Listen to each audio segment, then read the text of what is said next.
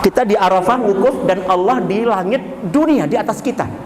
Nantang apapun keinginan kita akan dipenuhi.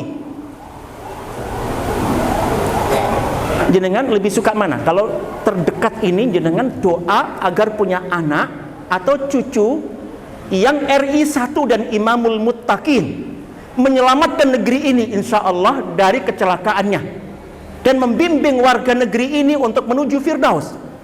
Kalau jenengan nembung kayak begitu kepada Allah, kira-kira ini permintaan besar bagi Allah atau permintaan kecil? Sudah pernah nembung? Sudah pernah nembung? Saya sampaikan di khutbah di Arafah itu, dan jamaah saya pada apa? Manggut-manggut. Saya pikir apa? Paham. Bahkan kalau Mary dengan Ibrahim alaihissalam, Ibrahim itu nabi, Ibrahim alaihissalam itu rasul. Nabi dan rasul kira-kira ada penyimpangan, kemaksiatan? Enggak, insya Allah mereka maksum. Dikasih usia 200 tahun. Allah pemurah teman-teman. Yo nabi, yo rasul dikasih kesempatan berkiprah 200 tahun. Allah pemurah. Kita hanya 60-70 tahun rata-rata. Hanya sedikit yang melampaui angka itu, seperti yang disebutkan oleh Nabi dalam hadis riwayat Imam Tirmidzi. Sudah begitu Ibrahim alaihissalam dibonusi 18 lapis Nabi dan Rasul. Dimulai dengan Nabi Ismail, Nabi Ishak, dua putranya beliau, dua-duanya Nabi dan Rasul, dan Yakub, cucu. Setelah Ibrahim wafat, disusul 15 yang lain. Sampai nanti Nabi kita Muhammad SAW. Kira-kira nanti kalau ditimbang amalnya Ibrahim, lebih banyak hasil karya ketika hidup 200 tahun atau sumbangan dari anak keturunannya?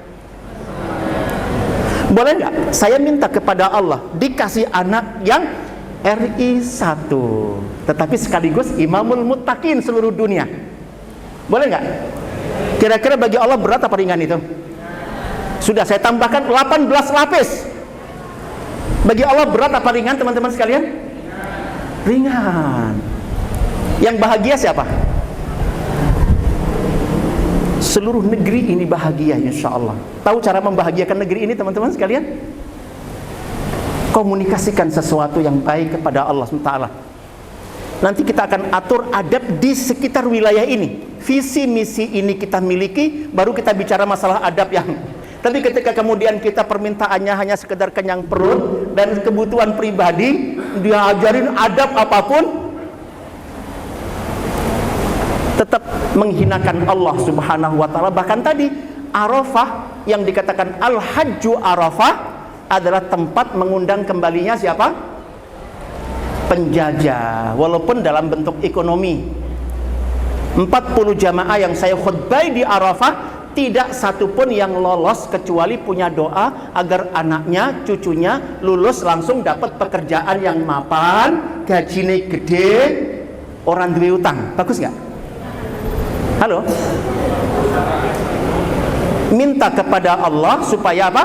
Anaknya, cucunya lulus langsung dapat. Itu artinya apa? Tangan di bawah atau di atas? Kira-kira jenengan sebagai pendidik tersinggung nggak? Nabi sudah mengumumkan sejak 14 abad yang lalu, al-yadul uliya khairum minal yadis sufla. Dan di puncak haji ternyata dijalurkan apa? Gawian, walaupun embel-embel, mapan, gajinya gede, orang duwe. Siapa yang diutang? Pribadi dia. Kira-kira kayak gini layak memimpin Indonesia? Layak memimpin RT? Perhatikan, Allah bikin PT untuk minta pekerjaan kepada PT-nya Gusti Allah? Tidak, yang bikin Prancis, bikin Aqua. India bikin pabrik garmen, karyawannya siapa? Indonesia. Hasil doa di mana? Di Arafah, teman-teman sekalian. Saya tanya mbah-mbah, tadi minta apa mbah? Gini kok Pak Ustadz, putune kula pun meh lulus kuliah, kula dongake mboten ngangge jeda, lulus langsung nampa gawean sing mapan, gajine gede, orang diutang. Tadi saya khutbah itu kayak berbusa-busa semangat kayak begitu, terus ndongone ngono kuwi, kira-kira Aku merasa saya bilang amin, saya munafik. Saya bilang innalillahi wa inna ilaihi rajiun, dan mbahnya langsung pucat wajahnya. Pak Ustadz, innalillahi kan doa musibah. Iya, doa dengan musibah bagi negara kita. Dulu untuk merdeka itu syuhada kira-kira jumlahnya berapa seluruh negeri kita, Bapak Ibu? Yang gugur untuk kemerdekaan kira-kira berapa banyak? Ini enak-enaknya di Arafah puncak, dia minta kepada Allah agar anak cucunya dikasih oleh Allah ilmu yang sama dengan yang Allah berikan kepada Pak Honda, diberikan keterampilan yang sama dengan yang Allah berikan kepada Pak Honda, diberikan mental yang sama seperti Allah berikan kepada Pak Honda. Kira-kira Allah mau ngasih 2 kali lipatnya, 10 kali lipatnya? Lah kok dijaluknya sebagai karyawannya Pak Honda, menurut jenengan orangnya dia pakai naik? Halo, dia pakai, Bapak Ibu? Sebagai guru jenengan selama ini mendoakan siswanya apa? Etikanya sebagai seorang guru ketika mendoakan siswanya, Bapak Ibu?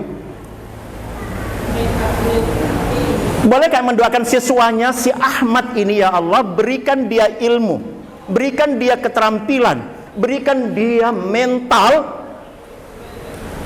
dan bahkan berikan dia sebuah perusahaan besar kelas dunia, bisa menghasilkan pangan dari A sampai Z, urusan pangan halalan thayyibah, bisa mencukupi negeri kami NKRI tercinta, bahkan bisa ekspor ke luar negeri, dan itu sebagai tiket Ahmad masuk surga Firdaus. Boleh nggak guru mendoakan begitu? Boleh. Sudah mendoakan begitu? Setelah ini insya Allah ya, beri dia 18 lapis keturunan seperti itu. Sederhana Bapak Ibu. Tetapi hari ini semua jadi mainan. Si Budi, doakan dia yang akan mencukupi kebutuhan obat-obatan NKRI tercinta, bahkan dunia Islam, dan itu tiket masuk surga Firdaus. Bolehkah? Ada Budi, ada namanya Budi siswanya? Bejo? Trubus? Itu nama-nama bagus loh. Trubus, Bejo.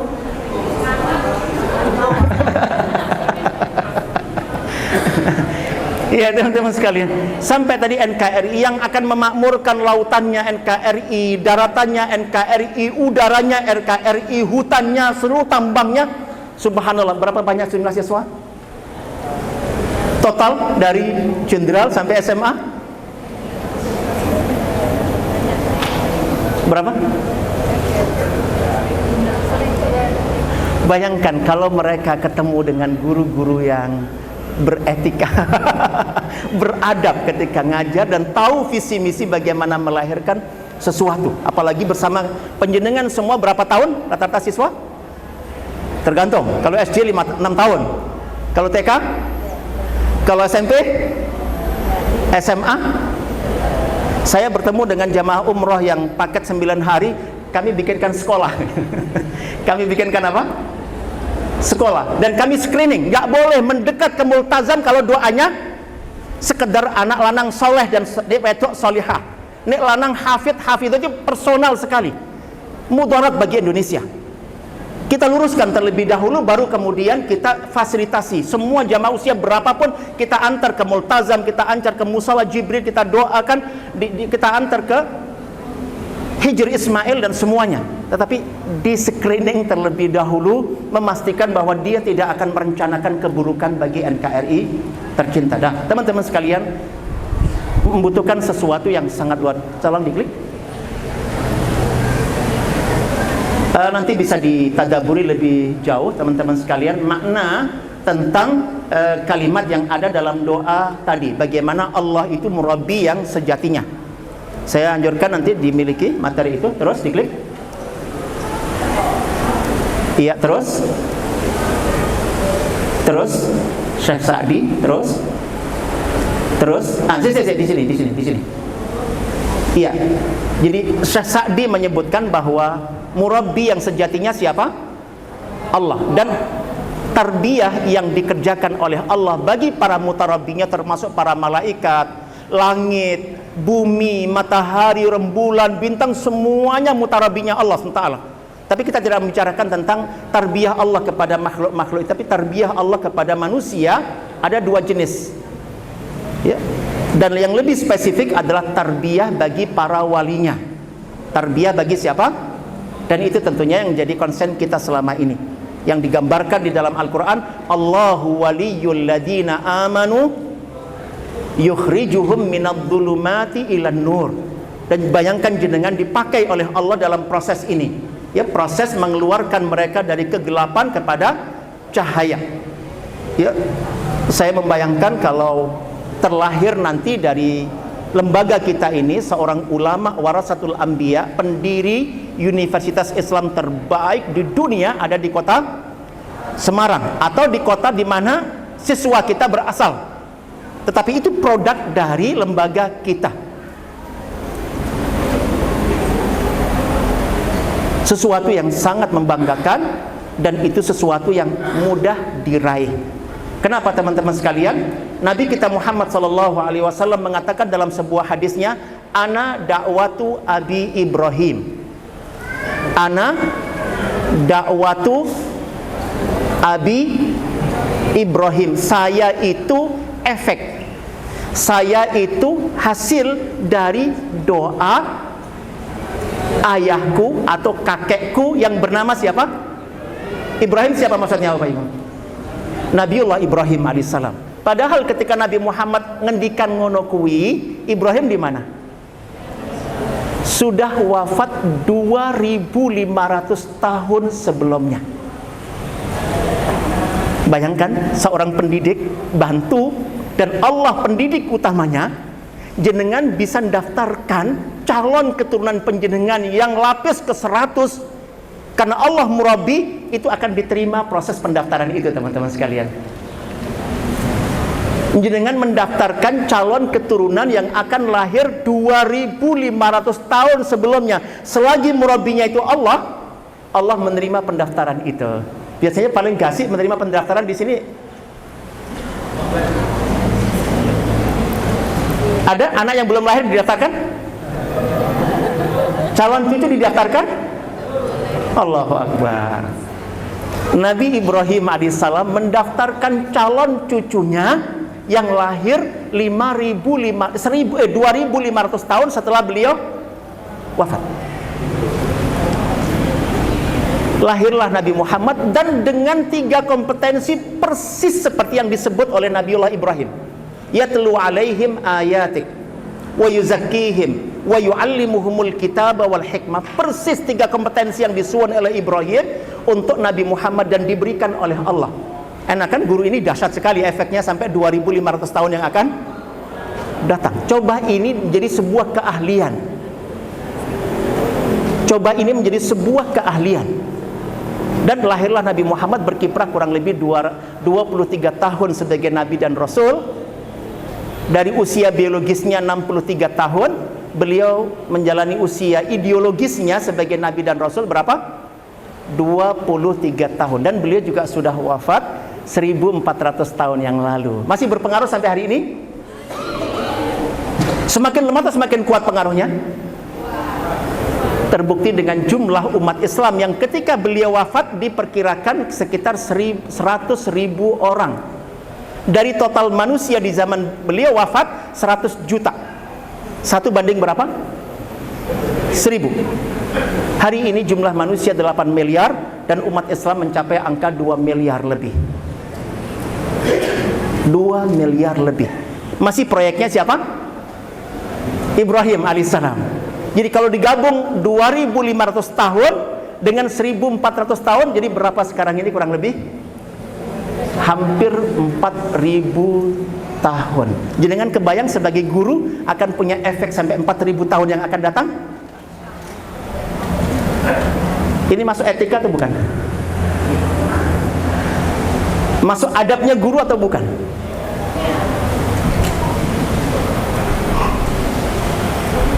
Saya belum lama motokopi karena nyari aslinya susah.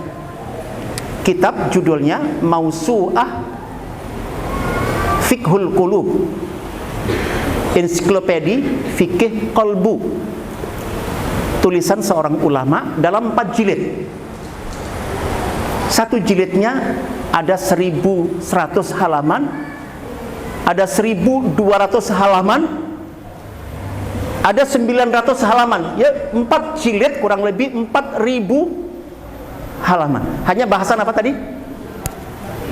Fikih kolbu.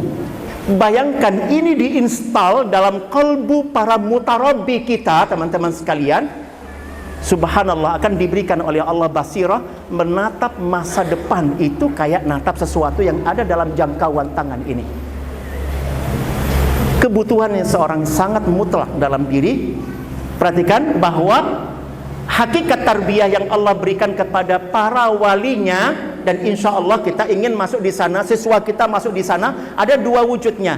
Tarbiyatut taufiq likulli khairin. Kita ditarbiyah dengan taufik, kemudahan dari Allah SWT untuk mengenali setiap kebaikan secara teori lengkap dengan dalilnya, untuk mengimani itu, dan bahkan untuk mewujudkan itu lebih jauh, mengajarkan itu kepada orang lain, mengahlikan orang lain untuk mengkader yang sama. Ini yang diajarkan oleh baginda Rasulullah Muhammad SAW. Dan yang kemudian yang kedua adalah wal ismah min kulli syarr, diberikan kemaksuman dari segala jenis keburukan dan kejahatan. Ini taufik dari Allah. Ini yang memungkinkan seseorang, teman-teman sekalian, ketika digambarkan bahwa Al-Quran dengan ajarannya ini adalah iwat atau pengganti surga Firdaus. Di sana orang bisa mendapatkan apa saja tanpa susah payah, tetapi insya Allah dengan melaksanakan petunjuk Al-Quran, keluarkan Al-Quran dari lingkup sekedar bibir, lidah, dan tenggorokan. Jadikan kaki kita dibimbing oleh Al-Quran, tangan kita dibimbing oleh Al-Quran, lisan kita juru bicara dari kandungan Al-Quranul Karim, dan sosok tubuh kita model bagaimana bergerak di tengah masyarakat, mengubah dari mental tangan di bawah menjadi mental tangan itu dengan Al-Quranul Karim. Kita akan ketemu 2 hal besar ini. Diklik Ustaz. Laqad kana lakum fi Rasulillahi uswatun hasanah liman kana yarjullaha wal yawmal akhir wa dzakarallaha katsira. Nggih, Rasulullah adalah teladan baik bagi kita para guru insyaallah. Terus diklik Ustaz. Innama bu'istu li utammima salihal akhlak, atau redaksi yang cukup populer, innama bu'istu li utammima makarimal akhlak. Ya, ada dua riwayat itu, tetapi yang justru yang paling populer adalah riwayat ini. Innama bu'istu li utammima salihal akhlak. Bukan sekedar memberikan informasi kepada siswa, tetapi sampai terbangunnya akhlak. Terbangunnya akhlak. Kita ingin Al-Quran khatam dan berubah. Di bidang ekonomi dia produsen. Teman-teman, ada 3 level ya selama ini. Ada produsen, ada apa? Distributor, ada konsumen. Selama ini yang kita pilih paling banyak apa? Punya kekuatan? Allahu Akbar. Kata Nabi, kitalah yang menentukan sendiri posisi di mana. Apakah produsen, termasuk di bidang keagamaan? Apakah kita mujtahid dengan ijtihad kita? Itu produsen. Dan nanti ada mubalik yang akan mendistribusikan apa yang dihasilkan oleh para mujtahid. Ada para fuqaha yang akan mengeluarkan fatwa-fatwa itu. Sementara ada banyak mayoritas sebagai apa? Konsumen. Dan sebagai konsumen, begitu meninggal dunia, putus semua sumber kebaikannya. Tentunya kita tidak ingin itu produk lembaga pendidikan kita. Kita ingin produk lembaga pendidikan kita adalah orang yang memilih di posisi tertinggi sebagai apa? Produsen. Nah, baru kita bicarakan adab nanti terkait ketika sudah ada status ya jenis itu. Ya, teman-teman sekalian yang dirahmati oleh Allah, contoh Nabi kita memfokuskan bukan hanya penyampaian pengetahuan, tetapi sampai terbentuknya apa? Akhlak. Sampai terbentuknya akhlak. Dan para ulama sepakat sebagaimana yang dikatakan oleh Imam Syu'ara, imamnya para penyair, Imam Syauqi mengatakan, innamal umamu akhlaquhum ma baqiyat. fa idza dhahabat akhlaquhum dhahabu. Sejatinya eksistensi sebuah bangsa itu tergantung kepada apa? Akhlaknya. Ketika akhlaknya eksis, bangsa itu eksis. Tapi ketika akhlaknya rusak, selesai. Dan akhlak rusak tadi dia ditandai orang memilih posisi mana tadi? Semua hal konsumen, ya, semua hal konsumen di posisi pemakai semata, nggak punya ya kekuatan apapun yang bisa untuk nego, apalagi sampai menjadi sebab hidayah bagi orang lain. Orang ketika kita sekedar sebagai pembeli nggak akan tertarik untuk masuk ke dalam agama kita, tapi kalau kita sebagai produsen, insya Allah, apalagi memikirkan produk yang sangat berkualitas, sangat mungkin akan menjadi sebab hidayah bagi banyak orang, insya Allah. Gitu. Dan teman-teman sekalian, terus diklik. Perhatikan di sini. Aisyah radhiyallahu anha ditanya tentang bagaimana akhlaknya Rasulullah. Jawaban beliau apa?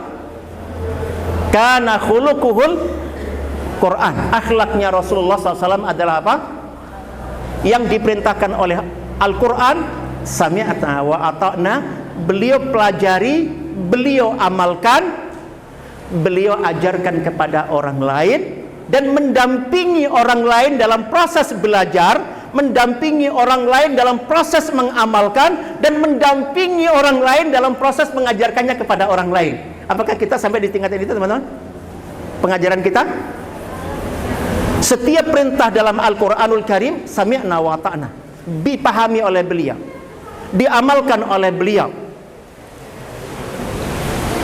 diajarkan kepada orang lain, didampingi orang lain itu dalam proses pengamalannya, bahkan didampingi orang lain dalam proses mendakwahkannya kepada orang lain. Dan ini sebuah proses pewarisan yang sangat luar biasa dicontohkan. Perhatikan teman-teman sekalian, wal insanul qur'ani, manusia yang dibentuk oleh Al-Quran, teman-teman sekalian, insanur risalah, adalah manusia pembawa misi. Dulu pernah melihat film The Message,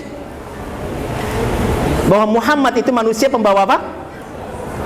Misi, iya, pesan untuk seluruh dunia, dan pesan itu berupa agama Islam secara utuh. Saya berharap jenengan bisa mendefinisikan lebih jauh bahwa produk lembaga kita adalah manusia pembawa misi. Tidak ada persoalan bahwa bangsa lain, negara lain, orang lain tidak membawa misi. Insya Allah agama ini ada baik-baik saja, karena kami memproduk manusia insanur risalah. Yang kedua, yang kita tuju dengan Al-Quranul Karim adalah insanul hadarah, manusia yang berkepentingan untuk mewujudkan peradaban Islami, peradaban yang dibangun oleh Islam. Dulu di Madinah ada masjid secara fisik, tetapi ada akhlaknya masjid. Apa akhlaknya masjid, teman-teman sekalian? Non fisik. Hari ini banyak orang, ketika saya tanya apakah engkau menemukan di Masjid Nabawi kajian 2 ayat per hari sampai 10 ayat per hari, tidak ketemu, Pak. Berarti kamu belum mengunjungi Masjid Nabawi. Apakah kamu ketemu sholat duhur di Masjid Nabawi rakaat pertamanya setengah jam? Nggak ketemu, Pak. Berarti kamu belum mengunjungi Masjid Nabawi. Masjid Nabawi dulu di masa Nabi kita Muhammad SAW, ketika beliau memilih panjang, teman-teman sekalian, bacaan panjang, itu diperkirakan oleh Imam Ibnu Qayyim tadi, muridnya siapa? Ibnu Taimiyah, mengatakan diperkirakan rakaat pertamanya setengah jam, teman-teman sekalian. Kira-kira jenengan masih makmum atau tanazul kira-kira? Imamnya Nabi Muhammad SAW, tetapi rakaat pertama setengah jam. Abu Sa'id Al-Khudri radhiyallahu anhu mengatakan pada waktu itu iqamat sudah dikumandangkan. Seorang di antara kami malah kepengen buang air hajat besar, air besar. Maka dia keluar dari rumahnya bukan ke masjid, tetapi ke Baqi. Katakanlah perjalanan 700 meter. Kira-kira butuh berapa menit?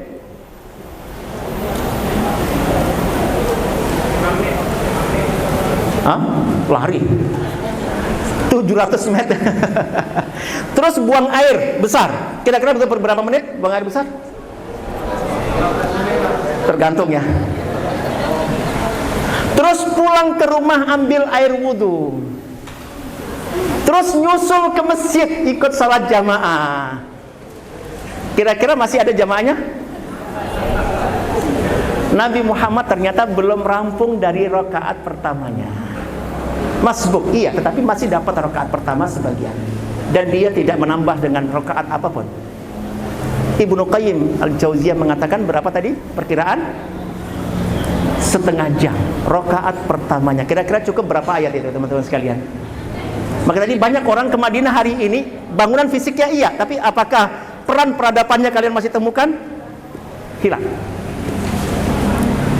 Maghrib Nabi kalau panjang itu kurikulumnya surat Al-A'raf 200 berapa?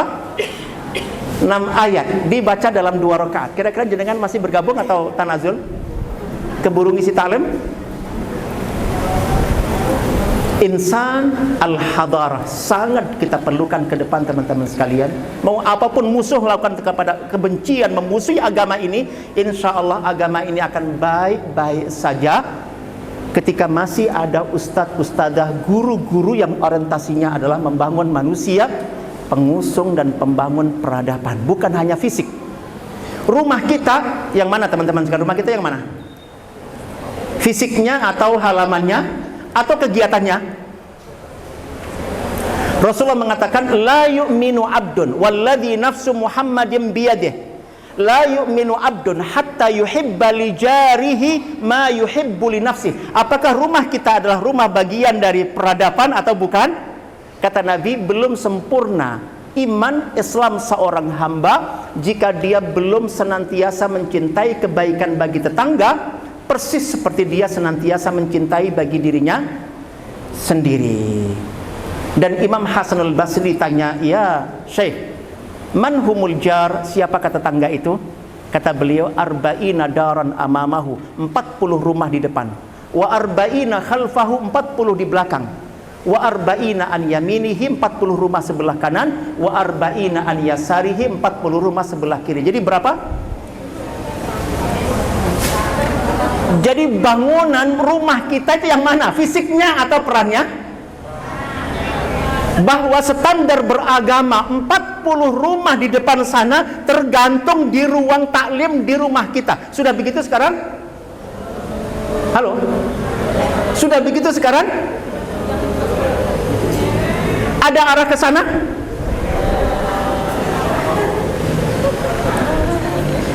Ini masuk dalam adab atau bukan ini, teman-teman? Saya berharap ayo kita bangun insan al-hadarah. Sangat dibutuhkan Al-Quran tertuju ke sana. Keluarkan Al-Quran dari sekedar itu lagi. Masuk kepada maknanya. Cari perintahnya, cari larangannya, cari halal haramnya, cari benci dan cintanya, dan jadikan sebagai agenda dalam kehidupan. Maka kita akan ketemu insya Allah. Sebagai teman-teman selama ini jenengan mengajarkan tentang bagaimana siswa mengajarkan wudhu kepada 40 rumah di depan, atau bagaimana mengamalkan wudhu. Yang jenengan ajarkan yang mana? Asli itu mereka murid jenengan itu sebagai pengajar wudhu kepada orang lain atau mengamalkan wudhu. Dan kalau meninggal dunia putus. Pengajar salat dengan lengkap dengan dalilnya atau sekedar pengamal salat? Kalau mereka manusia risalah, insanur risalah, tidak pernah mengajarkan kecuali sampai mengajarkan kepada orang lain. Selalu saya ingatkan, Islam tidak mengajarkan kita mengamalkan umrah dan haji. Islam mengajarkan bagaimana kita memandu orang memahami umrah, memahami haji, dan bisa memimpin mereka. Rasulullah ketika haji membawa jamaah 114.000 jamaah haji. Jika diterima semua, pahalanya Nabi berapa satu musim? 114.000. Ada target kita mengikuti sunnah beliau. Umrah pertama tahun ke-6 Hijriah membawa 1.400 jamaah laki-laki. Jika diterima semua, Nabi membawa pulang pahala umrah berapa? 1.401. Inikah yang kita tuju ketika umrah? Insanur risalah, manusia pembawa misi ke arah sana. Dan lebih penting lagi adalah poin yang ketiga, bahwa yang dituju oleh Al-Quran adalah insan al-muhimmah al-uliyah, manusia yang akan menunaikan misi yang sangat mulia, sebagai pemakmur bumi. Teman-teman sekalian, dalam tubuh kita ada tanah Belanda. Dalam tubuh kita ada tanah Belanda, dan tubuh kita akan menuntut kita memakmurkan mana? Dalam tubuh orang Belanda ada tanah mana? Gunung Pati, dan dia sudah membuktikan pernah datang ke Gunung Pati dan menjajah Gunung Pati berapa lama? 350 tahun. Itu cara dia memakmurkannya. Sebagaimana jenengan kembali ke kamus Munjid,